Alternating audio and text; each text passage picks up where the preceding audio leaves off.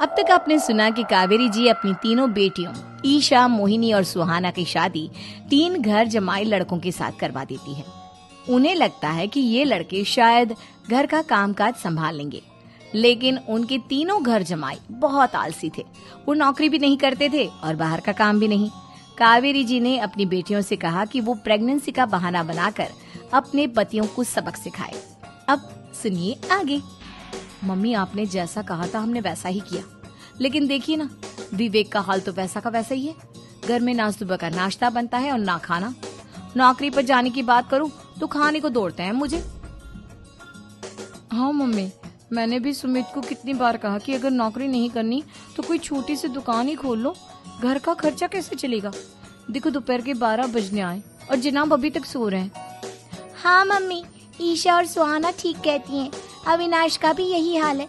जब मैंने अपनी प्रेगनेंसी के बारे में कहा तो मुझसे कहने लगा, अरे दूसरी लड़कियां तो 9-9 महीने तक नौकरी करती है, बस डिलीवरी के टाइम छुट्टी लेती है।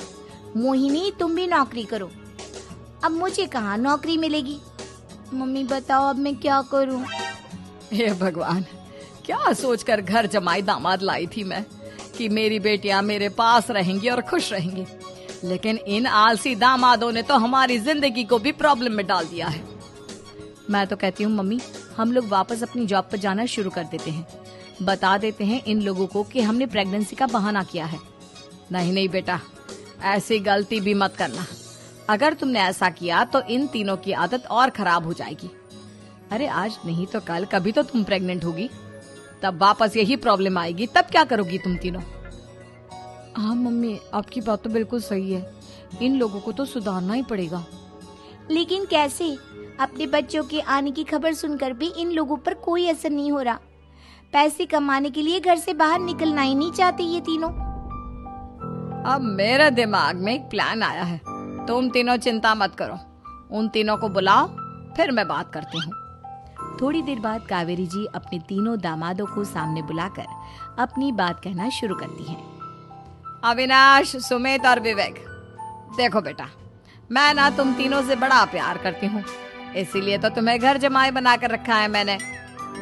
अरे मम्मी जी, सीधे सीधे कहिए ना, क्या बात है? प्यार तो हम भी आपको बहुत करते हैं। अरे मम्मी जी, आपकी इज्जत भी बहुत करते हैं। अरे भाई, आपके जैसी सास और कमाने वाली बीवी सबको मिलती है क्या? हाँ मम्मी, विवेक और सुमित ठीक कह रहे हैं। आपकी बेटी से शादी करके मेरी तो जिंदगी ही अच्छी हो गई है। जानती हूँ मैं, और ये भी जानती हूँ कि तुम तीनों अपने अपनी बीवियों से बहुत प्यार करते हो। बेटा, बात ऐसी है कि हमारे कुल गुरु ने कहा है कि प्रेग्नेंट होने के बाद मेरी तीनों बेटियां शुरू के 4 महीने हमारे गांव में जाकर रहेगी, जहां मेरे चाचा जी रहते हैं। अरे लेकिन क्यों मम्मी, गांव में जाकर रहने की क्या जरूरत है इन तीनों को? वो क्या है ना बेटा, हमारे परिवार को एक श्राप है। अगर मेरी बेटियों ने यहाँ पर बच्चा पैदा करने की कोशिश की तो उनके बच्चों को कुछ भी हो सकता है। इसलिए अब से लेकर 4 महीने पूरे होने तक इन्हें गांव वाले घर में रहना पड़ेगा। हाँ तो इसमें प्रॉब्लम क्या है मम्मी जी? हम भी वहाँ जाकर रहेंगे, पिकनिक मनाएंगे। अरे भाई, बीवी जहाँ हम भी वहाँ। हाँ यार, आइडिया तो बहुत अच्छा है। शहर की जिंदगी में रह रहकर परेशान हो चुके हैं, अब कुछ दिन गांव में बिताएंगे। तुम लोग समझने की कोशिश क्यों नहीं करते? तुम में से कोई भी वहां नहीं जा सकता, और मैं यहाँ रहूंगी ना तुम तीनों के साथ। 4 महीने की तो बात है, उसके बाद ये तीनों ही लौट कर आ जाएंगी। ठीक है मम्मी जी, अब हमारे बच्चों का सवाल है तो ये तो करना ही पड़ेगा। कावेरी अपनी तीनों बेटियों को कुछ दिन के लिए घर से बाहर कहीं दूसरे शहर में रहने के लिए भेज देती है। कुछ दिनों के बाद, अरे मम्मी जी, बहुत दिन से पिज्जा नहीं खाया, मंगवाइए ना। क्या बताऊं बेटा, पहले तो बेटियां खर्चा दे देती थी क्योंकि उनकी नौकरी थी, लेकिन अब तो मेरे पास पैसे ही नहीं बचे। थोड़े बहुत पैसे हैं जो बच्चों की डिलीवरी में काम आएंगे। लेकिन मम्मी जी, आपकी बेटियों को वापस आने में तो अभी बहुत वक्त बाकी है। वही सोच सोच कर परेशान हो रही हूँ। सोच रही हूँ कल से दूध भी बंद करवा देती हूँ। अब दूध वाले को देने के लिए पैसे भी तो नहीं है ना। अरे नहीं नहीं मम्मी जी, अगर दूध भी बंद करवा दोगी तो मुझे चाय कहाँ से मिलेगी? और चाय के बिना मैं तो मर ही जाऊंगा। क्या करूं बेटा, इसके अलावा हमारे पास कोई ऑप्शन नहीं है। मेरे पास पैसे ही नहीं बचे। इस तरह कावेरी जी धीरे धीरे अपने तीनों दामादों को पैसे देना बंद कर देती हैं और घर में खाने पीने की चीजें लाना भी बंद कर देती है। अब वो तीनों बुरी तरह से परेशान होने लगे थे और इसलिए एक दिन तीनों प्लान करके घर से बाहर निकलते हैं और बाजार में जाने के बाद यार अच्छा खाना खाए हुए कितने दिन हो गए, पता नहीं कब अच्छा खाना मिलेगा। हमारी बीवियों के जाने के बाद तो हमारी हालत भिखारियों जैसी हो गई है यार। कुछ भी हो, मुझे तो आज पिज्जा खाना ही खाना है। जेब में 1 रुपया नहीं है और पिज्जा खाएगा, कहाँ से आएंगे पैसे? अरे देख वहाँ सामने बोर्ड पर क्या लिखा हुआ है, कंप्यूटर पर काम करने के लिए एक आदमी की आवश्यकता है। भाई मैं तो जा रहा हूँ, काम करूँगा और शाम तक पैसे लाकर आराम से पिज्जा खाऊंगा। जा जा, तुझे कोई काम नहीं देने वाला, हम तो घर जा रहे हैं। चल भाई सुमित और अविनाश वहाँ से चले जाते हैं और विवेक उस कंप्यूटर शॉप पर सारा दिन काम करके 5,000 रुपए कमा कर घर लौट कर आता है और अपने खाने के लिए अच्छी अच्छी चीजें भी लेकर आता है।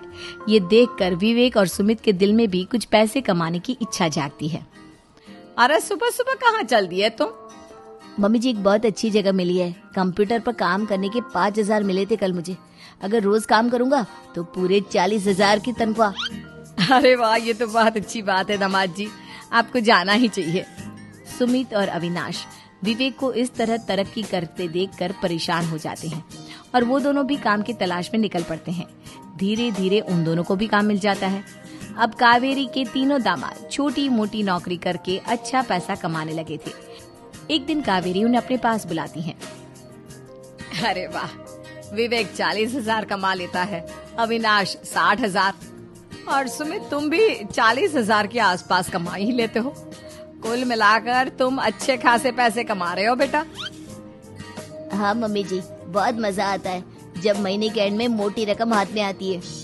पूछिए मत मम्मी जी, घर में रहकर रोटी बना कर और तो जैसा महसूस होने लगा था मुझे तो।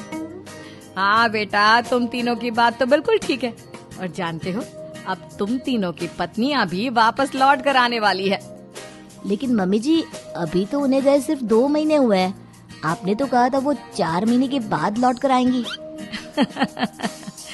ऐसा कुछ नहीं है बेटा, मैं सिर्फ तुम तीनों को सबक सिखाना चाहती थी कि आदमी घर में बैठकर बीवी की कमाई खाता हुआ अच्छा नहीं लगता। इस दुनिया में हर इंसान को मेहनत करनी चाहिए, काम करना चाहिए, चाहे वो औरत हो या आदमी, ताकि अपने परिवार को संभाल सके।